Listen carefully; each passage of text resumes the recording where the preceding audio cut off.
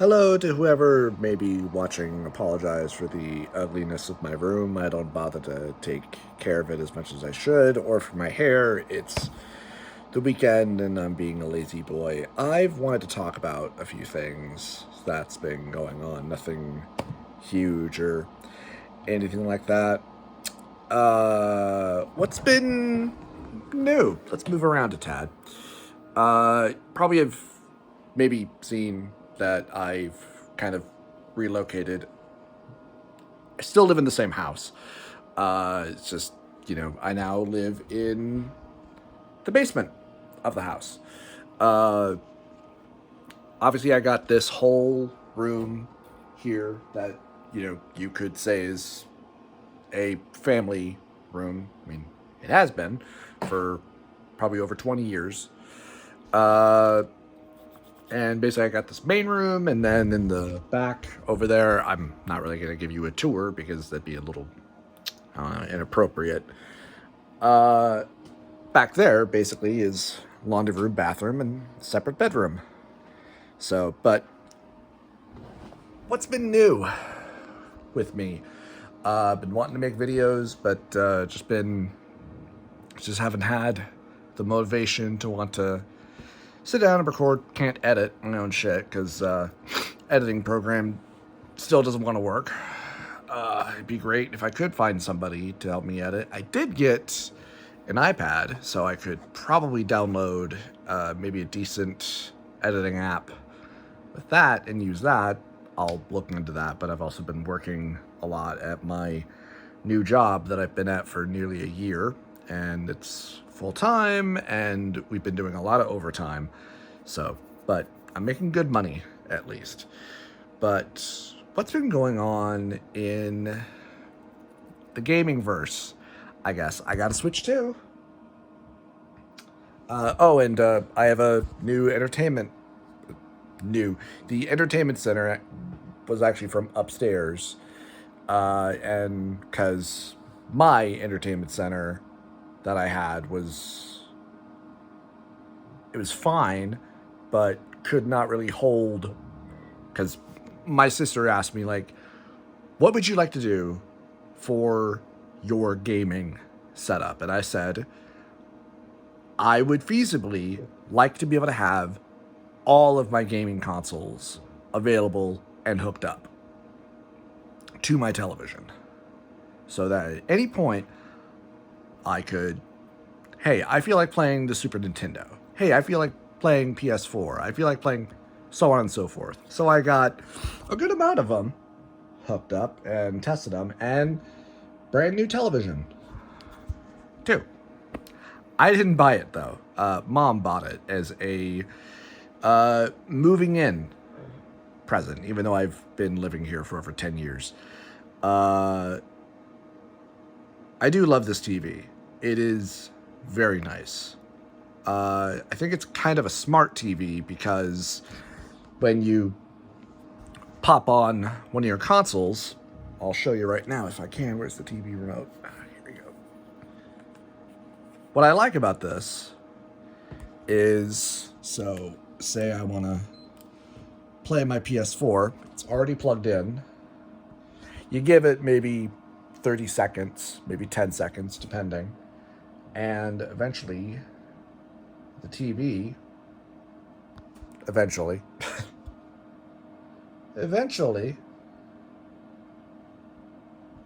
will automatically switch over to the console that you have hooked up.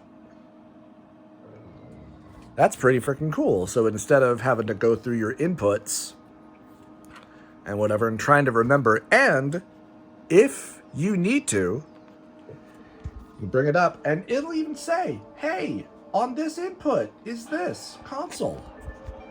That's pretty freaking cool, isn't it?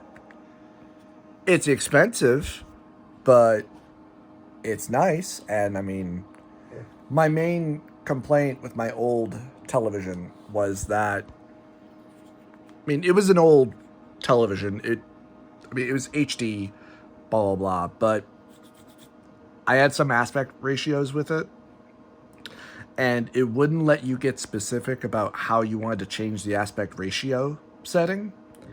only just that, well, we have this setting and then this or this, but it wouldn't give you, well, why can't I just take the screen and go until it, because like certain things would be cut off. Specifically, if I'm playing a video game, oh, well, part of my life bar is cut off. Oh, well, I can't see how many of a certain item I have that I need for healing or that I need for this, or this meter is cut off, so I can't see that, blah, blah, blah. Now I have a better aspect ratio, so I can see better. That was annoying. But anyway, I digress. Mainly, I got a Switch 2 because I really wanted to play Chibi Robo, which is on the GameCube Classic section on there, and you can only do that if you have a Switch 2. Pardon me, I'm gassy. So I've been playing that for the last week or so, because I bought this a couple of weekends ago with my tax return. Originally had no interest in getting a Switch 2. I maybe would have gotten a PS5, but there's not a lot of games currently on the PS5. Maybe one, which would be Baldur's Gate 3. Maybe, but that's pretty expensive for just one game. And there really wasn't anything on the Switch 2 that I wanted, but then I saw oh, well, if you want to play these GameCube games, you gotta buy a Switch 2. And they also had Soul Calibur 2 on there, so, okay, well, that's at least 2 games. What is nice, at least, is that every time you go onto the shop on the Switch 2, is that you no longer have to log in anymore. I mean, yes, you do have to log in that first time you set up your account, but now anytime you just want to go onto the shop, you don't have to log in every single time, which is just obnoxious. Granted, I mean, you don't have to do that on the PS4 either, but you did on the Switch 1. What was also interesting was when I first got the Switch 2, and I, asked about, hey, so Switch 2 is fully backwards compatible. All my Switch 1 games that I bought or downloaded, I can still play on the Switch 2, right? Yes. Well, what they don't tell you is that if you want to re-download those games, might be a good idea that you hold on to your Switch 1 so you can transfer them, because the Switch has this game pack feature bullshit. But I learned from a friend that, you can just go onto the Nintendo website, go into your profile, disconnect the Switch 1, and connect the Switch 2 as your primary. And now you can get your game packs, because I traded in my Switch 1 to lower the price on the Switch 2. So, I was afraid, oh God, am I going to have to go back to the goddamn store and just hang out there for a couple of hours and try to... No, thankfully, I didn't have to. But the same store that I went and traded in my Switch 1 and bought my Switch 2 is a used game store that also does new stuff that I've been buying from them for years. They know me as a regular, and they're really cool. So they would not have cared about that, at least. They would have been like, oh yeah, sure, man, sure. But thankfully, I didn't have to do that. But that was obnoxious to find out. But anyway, Chibi Robo. Been playing that for about a week now. I mean, I hadn't played the Switch 2 even after I first got it. It took me a few days to be like, you should sit down and play. And I sat down and played. I'm not sure how far into it I am. I've never played Chibi Robo before. I've heard about it from various other people. I heard about it from GameSack, but they only talked about the gameplay. They didn't go into the story much. But another YouTuber I follow, Yakko CMM, did a deep dive video. Actually did 2 different videos. Originally a more short form, comedic video that he himself ripped on and doesn't like. And then a more deep dive into it, a more analytical video. and that piqued my interest in it. And it's interesting. If you don't know what Chibi Robo is, you are a tiny robot that is a house cleaning robot. And you're probably about this tall. And, so it's a platformer, but it's also, you're exploring the family dynamic and you're trying to help this family because they are in the midst of kind of falling apart. And it's not too dark, but it's a pretty, I guess, adult story. Because, later on, wife is very upset with the husband because he's been out of work and he's been spending money that they don't have on toys and robots, the Chibi Robo specifically.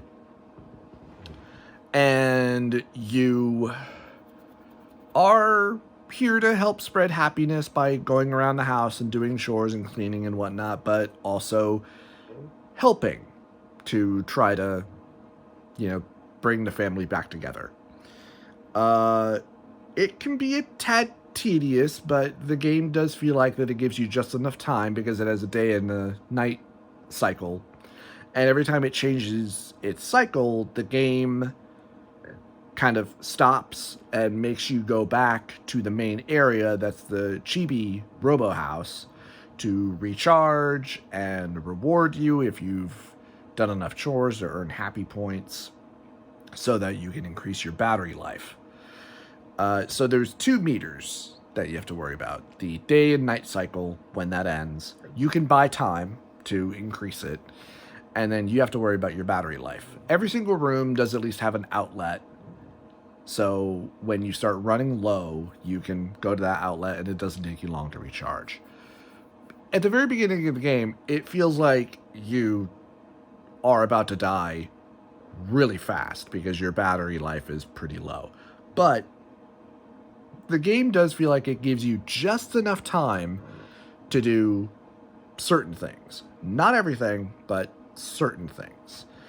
And if you know what you're doing, know where you're going, and you give yourself a goal, you'll be fine. I haven't beaten the game or anything. I will say I do like it. It's a tad tedious with the battery life stuff, having to recharge, day and night cycle, where you're trying to get somewhere and you're like, well, I should clean this up so that I can get happy points and increase my battery life, but I would like to progress the story. Oh, shoot, I'm out of time. So, but otherwise, I think it's interesting. It's cute. It might be better because my only other complaint would be the camera doesn't feel very good to control, especially while you're moving. It's rather interesting where sometimes when you're moving, you can turn it in one direction, and then other times you can't turn it in the other direction while you're moving. It's like you have to be stopped, and then you can move and look around. But the game looks nice. It feels pretty good to control. What can be annoying sometimes is when you're meaning to grab or do something instead, maybe because your power cord is right in front of you. The game thinks, oh, you want to pick up your power cord? No, I was trying to do this. But you can just very easily just, and then reorient yourself and do that. I wonder if this might be better suited from maybe some sort of a remaster, because this is the European version on the GameCube Classic that they have on there. But from a remaster, it would be nicer if maybe some of the controls were a tad tighter. If switching from certain items could maybe be a tad faster. It would also be nicer if just because you currently have an item, like either your propeller or a toothbrush, that just because you're holding it, you could still do something else. I don't know. Otherwise, I think it's interesting. It can be pretty fun. The voices are pretty fun too for all the different characters. One of the characters for the egg soldiers, one of them sounds a lot like a character from Monty Python, so that was pretty funny.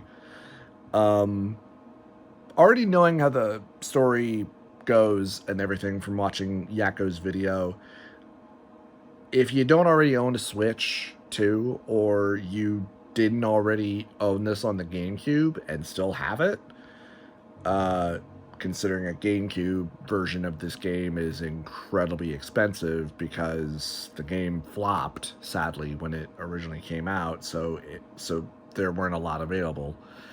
If you have any interest in it, that'd be one reason to buy a Switch too, unless, you don't already have it emulated on your PC and you're playing it that way.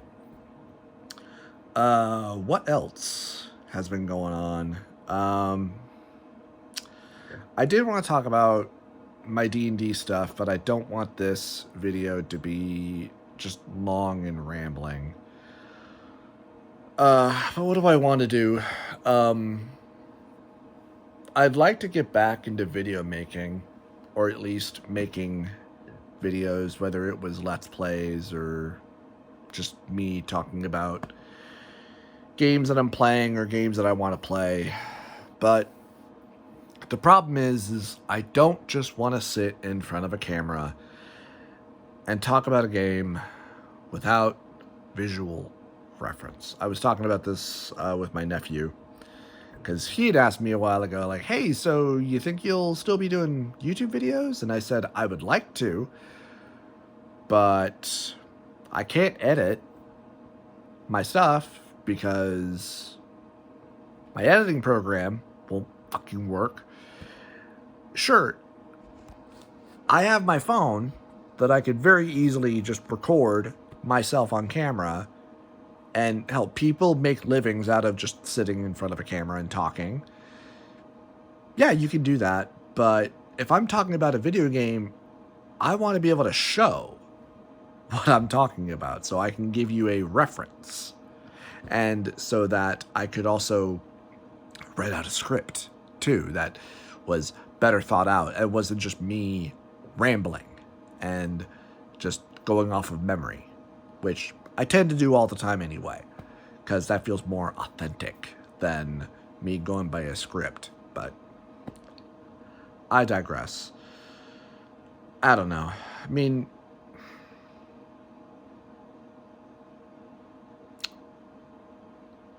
I'm never going to be a YouTuber.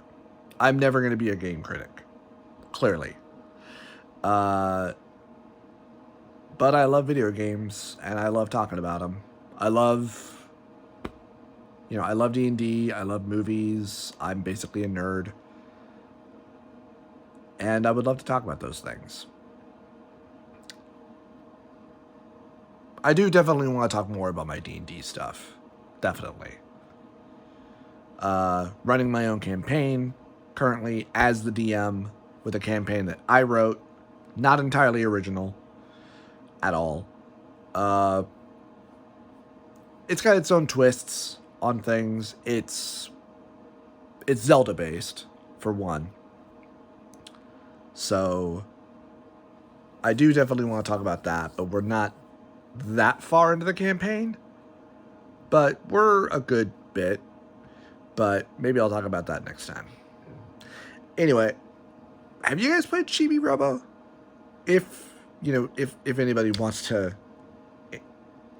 interact or share their stories, let me know what your thoughts are.